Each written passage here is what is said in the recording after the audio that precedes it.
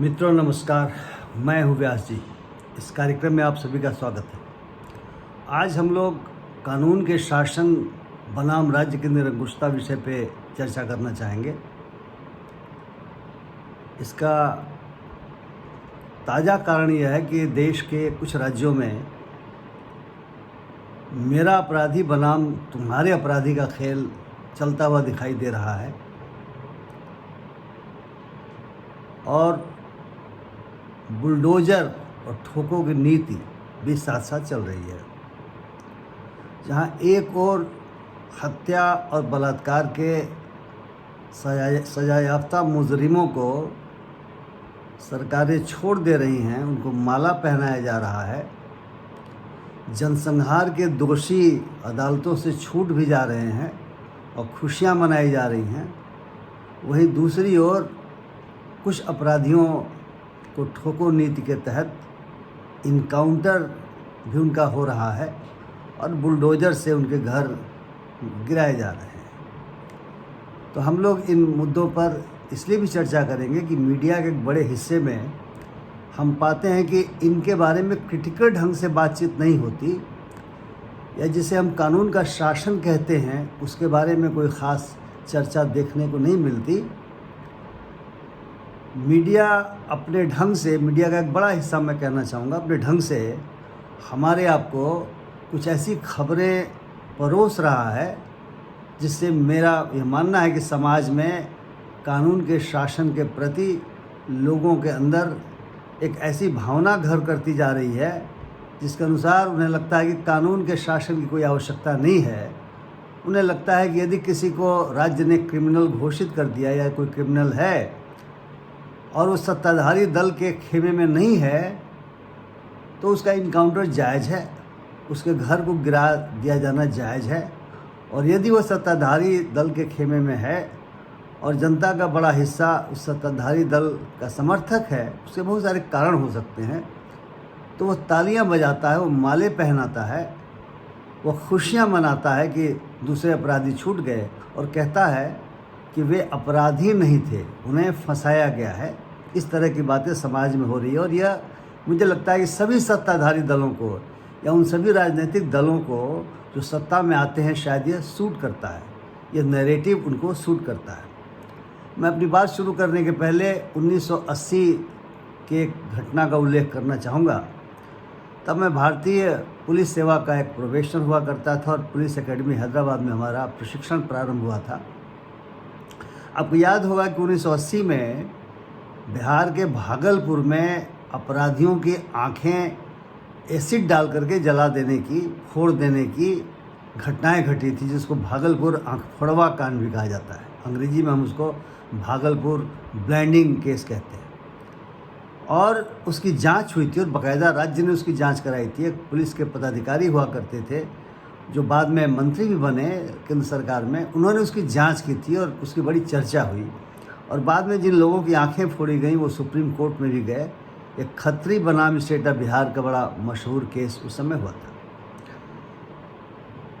मैं उस केस की चर्चा दूसरे संदर्भों में कर रहा हूँ। तब हम पुलिस के प्रशिक्षण में अपने क्लास में बैठे हुए थे और यह कांड सुर्खियों में था, अखबारों में आता था, खास करके इंडियन एक्सप्रेस में और हिंदू में हमने इस कांड को पढ़ा था। हम सब ने पढ़ा था, मैंने ही नहीं, सबने पढ़ा था।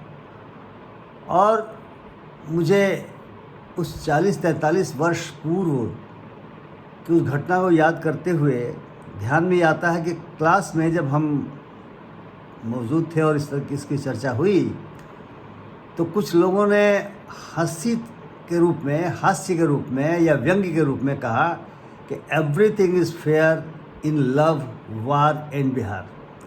यानी पुलिस का प्रशिक्षण प्राप्त करने वाले वे नौजवान जो कॉलेजों और विश्वविद्यालयों से निकले थे, जिनके दिलों में आदर्शवाद था, मौजूद था, उसकी आग जल रही थी, उन्हें आंख फोड़वा कांड बहुत ही ख़राब, बहुत ही घिनौना, आत्मा को झकझोर देने वाला लगा था।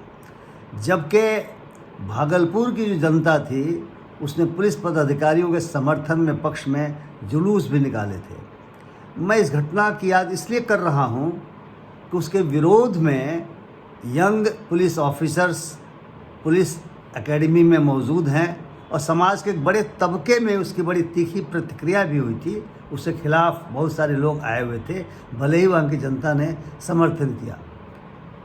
लेकिन मैं देख पा रहा हूँ और आप भी देख पा रहे होंगे कि बहुत सारे कारणों से हमारे समाज का एक वर्ग इस बात को मानने लगा है कि यदि हमारी न्याय व्यवस्था में, यदि हमारी न्याय प्रणाली में मुजरिम को, अपराधी को, जिसको अपराधी वो मानता है, यदि सज़ा समय पर नहीं हो रही है, वो अगर डिले हो रहा हो, तो उसे लगता है कि ये सारा तिकड़म करने की क्या आवश्यकता है, सारा प्रक्रम उद्योग करने की क्या आवश्यकता है कि उसको गिरफ्तार किया जाए, उसको कोर्ट के सम्मुख लाया जाए, उस पर मुकदमा चलाया जाए और सज़ा की प्रतीक्षा की जाए। उसे लगता है कि बेहतर है कि उसको इनकाउंटर में उड़ा दिया जाए, बेहतर उसे घर को तोड़ दिया जाए, ऐसा उसे लगता है। और जो सरकार ऐसा करती है उसकी वाहवाही भी होती है।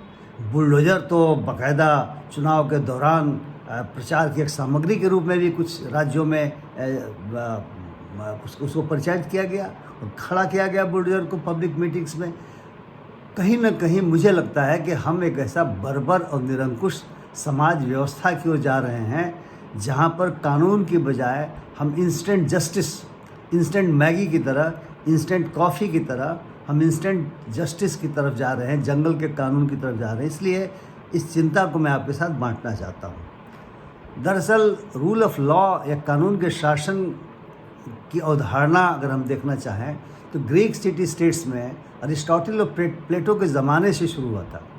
प्लेटो ने लिखा है कि वह राज्य नष्ट हो जाएगा जहाँ पर कानून की पालना नहीं होती हो, और उस राज्य पर ईश्वर का आशीर्वाद बरसेगा जहाँ कानून के अनुसार शासन किया जाता हो। लीगल टर्मिनोलॉजी में, या यूँ कहा जाए कि लीगल हिस्ट्री में, डाइसी का नाम बड़ा मशहूर है और उन्होंने कानून के शासन यानी रूल ऑफ लॉ को स्थापित करने में बड़ी महत्वपूर्ण भूमिका का निर्वहन किया। उन्होंने उसके 3 पिलर्स बताए, 3 सिद्धांत बताए। पहला है सुप्रीमेसी ऑफ लॉ, दूसरा उन्होंने बताया कि इक्वलिटी बिफोर लॉ, और तीसरा कहा प्रीडोमिनेंस ऑफ लीगल स्पिरिट। यानी कहने का मतलब ये है कि राज्य में व्यक्ति सुप्रीम नहीं है, कानून सुप्रीम है। हम सबके लिए कानून सुप्रीम है और लागू करने वालों के लिए, कानून को लागू करने वालों के लिए भी कानून सुप्रीम है। वे कानून की परिधि के बाहर जा कर के कोई काम नहीं कर सकते। अगर वो करते हैं तो निरंकुशता होगी, ये रूल ऑफ लॉ नहीं होगा। और सभी लोग कानून के समक्ष बराबर हैं, चाहे आम जनता हो, चाहे उस आम जनता पे कानून को लागू करने वाले लोग हों, चाहे कोर्ट हो, चाहे इन्फोर्समेंट एजेंसीज हो, जो भी हो, चाहे जेल हो, वे सारे के सारे कानून के समक्ष बराबर हैं और उन सभी को कानून की सीमाओं के अंतर्गत काम करना पड़ता है, करना चाहिए। और तीसरा है प्रीडोमिनेंस ऑफ लीगल स्पिरिट, यानी उस लॉ को या इस भावना को इन्फोर्स करने के लिए, लागू कराने के लिए कोर्ट, इम्पार्शियल और इंडिपेंडेंट कोर्ट का होना बहुत ज़रूरी है। अगर हम इस बात को थोड़ा सा और आगे सोचें कि किसी भी राज्य को लेजिटिमेसी कैसे मिलती है, हमारे देश में या उन देशों में जहाँ पे डेमोक्रेसी है, जनता सार्वभौम होती है और जनता ही किसी भी सरकार को, किसी भी सत्ताधारी दल को, किसी भी राजनीतिक दल को जब सत्ता में बैठाती है तो लेजिटिमेसी मिलती है उसको, यानी जनता ही लेजिटिमेसी प्रदान करती है। जहाँ पे मार्शल लॉ लागू रहता है, जहाँ पे डिक्टेटरशिप है, वहाँ तो कोई लेजिटिमेसी राज्य की नहीं है, वो तो जिसका बल है उसका शासन है। राजाओं के समय, किंग्स के समय, पुरोहितों ने किंग्स को ईश्वर का अवतार मान लिया था, ईश्वर का प्रतिनिधि मान लिया था, और and God does no wrong, इस कॉन्सेप्ट के आधार पे मुखेर कानून जो उनके मुंह से आता था वो कानून था। लेकिन डेमोक्रेसी में तो लेजिटिमेसी आती है। कैसे? लेजिटिमेसी जनता देती है चुन करके, और कानून के माध्यम से उनको अथॉरिटी मिलती है। तो कानून नहीं रहे तो डेमोक्रेसी में सत्ताधारियों को या जो राज्य के उपकरण हैं, पुलिस है, कोर्ट्स हैं, प्रोसिक्यूशन है, जेल है, प्रशासन है, जो भी उपकरण है उसको कानून से ही अथॉरिटी मिलती है। इसलिए यह लेजिटिमेसी और अथॉरिटी का मामला यह है कि राज्य को चलाने वाले लोग और राज्य को चलाने में जिन उपकरणों का प्रयोग किया जाता है वे उपकरण लेजिटिमेट हैं, उनको अथॉरिटी कानून से मिलती है। वैसी दशा में अगर न्याय प्रणाली इंस्टेंट जस्टिस नहीं दिलवा पा रही हो या न्याय प्रणाली सही ढंग से समय पर किसी अपराधी को सज़ा नहीं दिलवा पा रही हो या अपराधी छूट जा रहा हो या राज्य प्रशासन या राज्य ही स्वयं अपराधी को छूटने में मदद कर रहा हो, तो यह तो उस लेजिटिमेसी का अपमान है, उस अथॉरिटी का अपमान है, फेल्योर है। लेकिन इस फेल्योर के लिए जवाबदेही किसकी है? इस फेल्योर के लिए उनकी जवाबदेही है जिनको जनता ने लेजिटिमेसी प्रदान की है और जिनको जनता ने अथॉरिटी प्रदान की है। और अगर उनका फेल्योर है तो अगले चुनाव में जनता को चाहिए कि उन्हें रास्ता दिखा दे, बाहर का रास्ता दिखा दे। लेकिन ऐसा नहीं होता और जनता उनके द्वारा जो शॉर्टकट अपनाया जा रहा है उस शॉर्टकट अपनाने पर तालियां पीट रही है।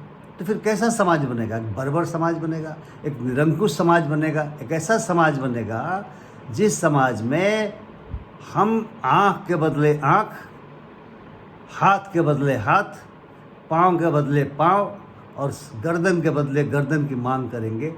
तो फिर वो तो अंधे, लूले, लंगड़ों और सिरविहीन लाशों का समाज बनेगा। कैसा समाज एक सभ्य समाज कहा जा सकता है क्या? उसे सभ्य समाज नहीं कहा जा सकता।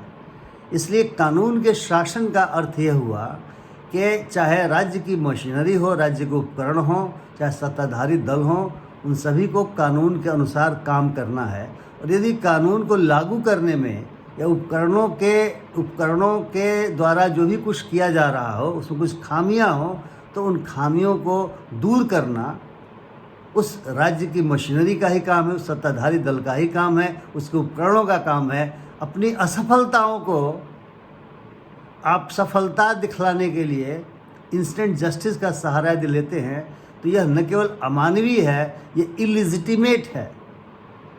जो लेजिटिमेसी आपको मिली है कानून के शासन के रूप में, जनता से जो लेजिटिमेसी मिली है वह लेजिटिमेसी के आप पात्र नहीं हैं। ये बिल्कुल दिमाग में हमें रखने की आवश्यकता पड़ेगी।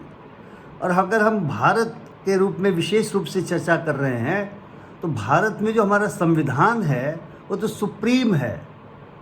जो हम बेसिक फीचर्स की बात करते हैं कि हमारे संविधान का बेसिक फीचर, बुनियादी सिद्धांत क्या है, स्ट्रक्चर क्या है, बेसिक स्ट्रक्चर, तो पहला स्ट्रक्चर है कि हमारा संविधान सुप्रीम है क्योंकि that is the supreme law.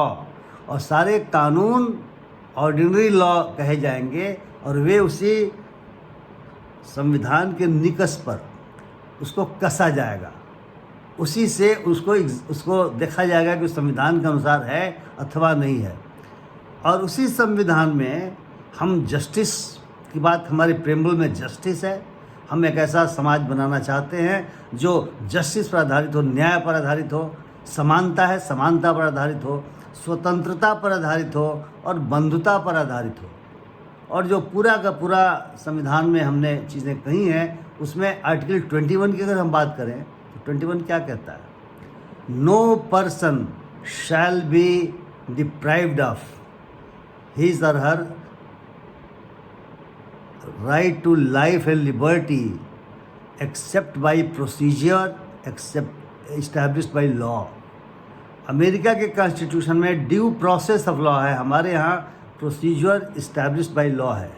लेकिन सुप्रीम कोर्ट ने समय समय पर इसकी व्याख्या करते हुए ये बात स्पष्ट किया है कि प्रोसीजर जो हम कह रहे हैं वो अनजस्ट नहीं होना चाहिए, वो फेयर होना चाहिए, वो जस्ट होना चाहिए, आर्बिट्रेरी नहीं होना चाहिए, वो रिजनेबल होना चाहिए। यानी जो भी हम प्रक्रिया किसी के लाइफ और लिबर्टी के हरण करने का बनाए वह न्यायपूर्ण होना चाहिए, वो फेयर होना चाहिए, वो रिजनेबल होना चाहिए, यानी वो प्राकृतिक न्याय के सिद्धांतों के अनुसार होना चाहिए। क्या है प्राकृतिक न्याय का सिद्धांत?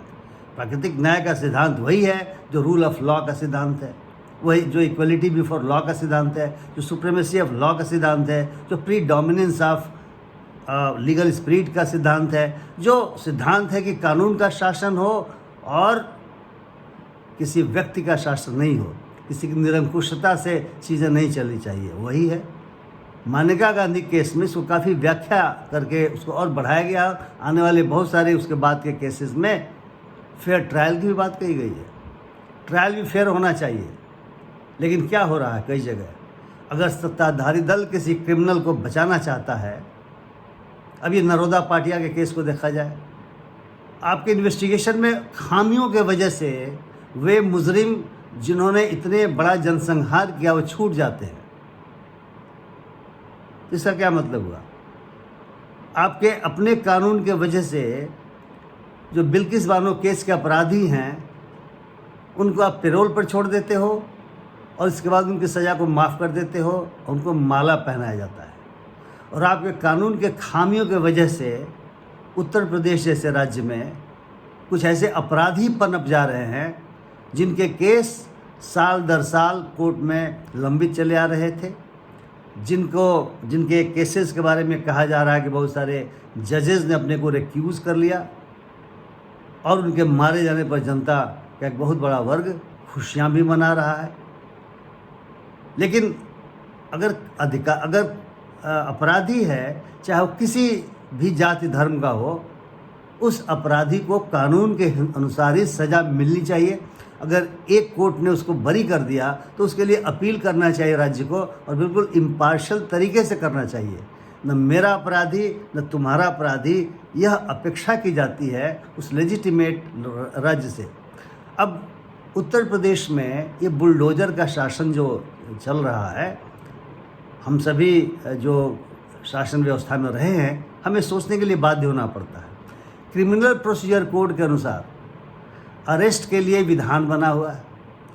अगर कोई ऐसा मुजरिम जिसको उस अपराध के लिए गिरफ्तार किया जा रहा है जिसमें उसको फांसी की सज़ा मिल सकती है या लाइफ इम्प्रिजनमेंट हो सकता है, यदि वो विरोध करता है तो ये अधिकार पुलिस अधिकारियों को दिया गया है कि वे तमाम तरीके बल अपना सकते हैं, यहाँ तक कि उसकी हत्या भी हो सकती है, जिसको हम इनकाउंटर कहते हैं,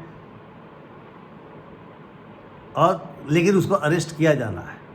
अगर स्थिति ऐसी हो जाती है कि वह हम पर गोली चला रहा है तो आप गोली चला सकते हैं, परसुक करने का उसमें अधिकार दिया गया है। अगर वो भाग रहा है तो आप उसको अपने जुरिस्डिक्शन में ही नहीं बाहर के जुरिस्डिक्शन में भी पकड़ सकते हैं। अटैचमेंट का दिया गया है, अगर वो प्रोक्लेम्ड ऑफेंडर है तो आप बाकायदा कोर्ट से वारंट लेंगे और उसकी जब्ती कुर्की करेंगे मूवेबल इमूवेबल प्रॉपर्टी का। लेकिन मैं देखता हूँ कि आप घर ढहा दे रहे हैं। मैंने जब जानने की कोशिश की आप सभी की तरह, तो पता चलता है कि उनके घर का नक्शा पास नहीं हुआ था। अब अगर नक्शा पास नहीं हुआ था तो क्या ये तभी पता चलता है जब उसके ऊपर कोई आरोप लग जाता है, कोई केस हो जाएगा तभी पता चलेगा कि इनका नक्शा पास नहीं हुआ है।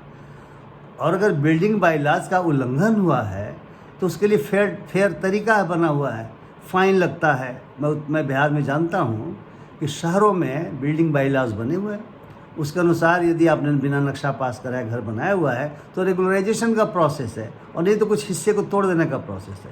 अब पूरा बुलडोज़र लगा करके अगर आप आरोपी बन जाते हैं तो आपका घर तोड़ दिया जाएगा।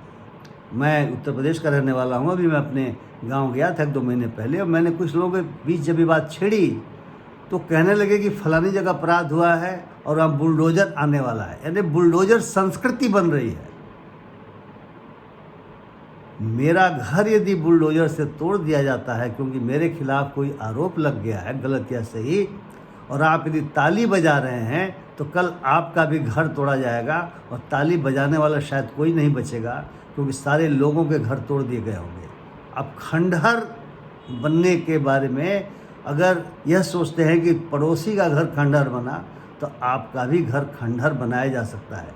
और मुझे ताज्जुब भी होता है कि जो डाइसी कह रहे हैं कि प्रीडोमिनेंस ऑफ लीगल स्पिरिट, तो ऐसे मामलों में कोर्ट क्या कर रहे हैं, कोर्ट में बात किस रूप में कही जा रही है या डर के मारे कहीं भी जा रही है कि नहीं जा रही है।